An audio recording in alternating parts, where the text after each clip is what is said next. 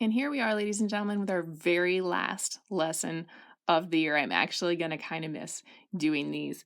So I have two different organic compounds sitting here, and they look different. And we talked last week, or if you're working ahead recently, about how to give them names. And we said we're going to find the longest chain. So for this one, it goes down here, and we're going to number from the end closest to the substituent, which is going to be the left here, 1, 2, 3, 4, and so on. So this is the second.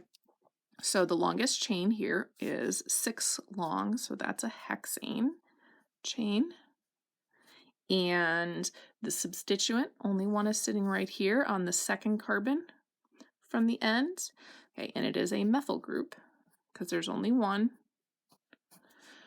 carbon. So then we put it all together and you get 2-methylhexane.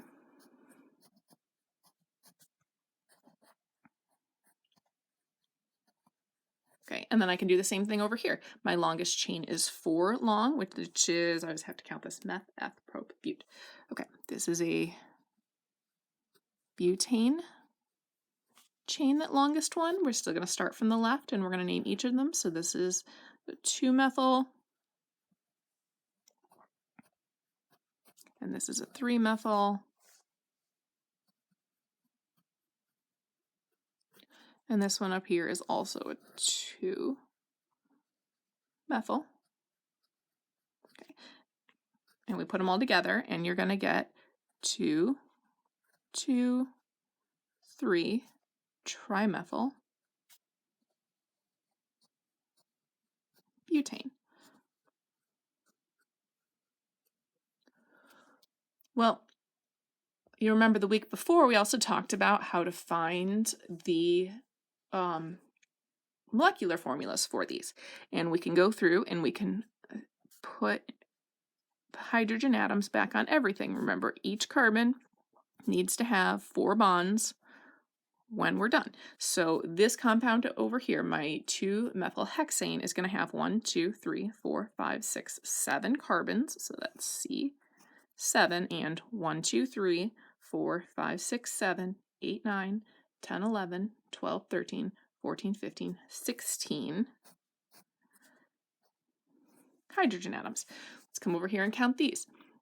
I have 1, 2, 3, 4, 5, 6, 7 carbon,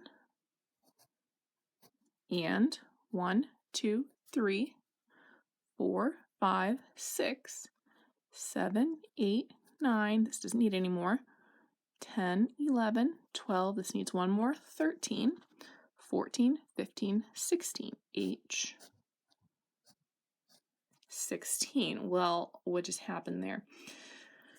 My 2 compounds are clearly 2 completely different compounds. I've given them completely different names, but when I write the molecular formula, they have the same molecular formula. This would happen if I wrote out a simple heptane molecule as well. 4, 5, 6, 7. This heptane molecule would also have 16 hydrogen. All 3 of these compounds have the same molecular formula, even though they're very clearly not the same compound. So the word we use for that is isomer. Sounds a lot like isotope, right? Iso, it means same. So there are things that are the same in some way, but different in others. This particular form of isomer is called a structural isomer, but we're just going to use the word isomer because we're not going to learn about the other types. Structural isomers use the same substances, use the same elements, we just put them together differently. It's like if I handed you each 25 Legos, you would not put them together in exactly the same manner. Each of you will put them together in a different way, and each of those things would behave differently. Some of them might roll, some of them might stand up nicely. They're all going to do different things based on how you put them together. These 3 compounds do 3 completely different things and behave very differently from one another. Okay. So even though they are functionally the same elements, and if we burnt them, they would probably give off the same amount of energy because they're the same things put together, kind of the same types of bonds. If you took them as medication, they're completely different behavior. Okay, one thing you do need to watch out for, though, is when things are isomers, when things are actually different structures, and when things are just reflections of one another, or a molecule bent in a slightly different way. So, this is a 2-methyl hexane, but frankly, so is this compound.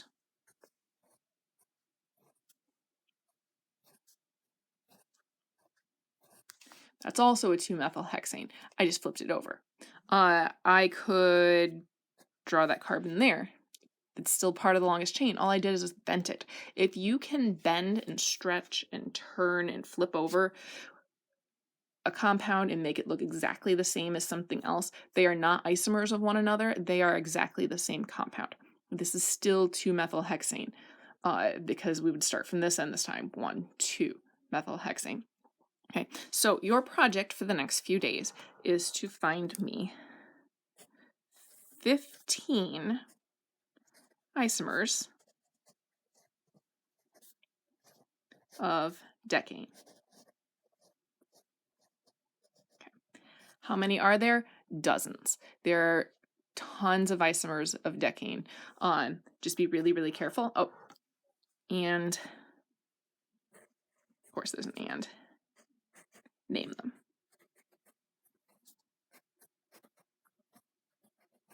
Okay.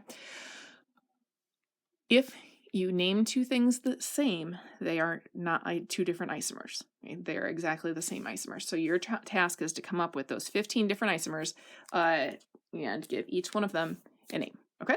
Good luck.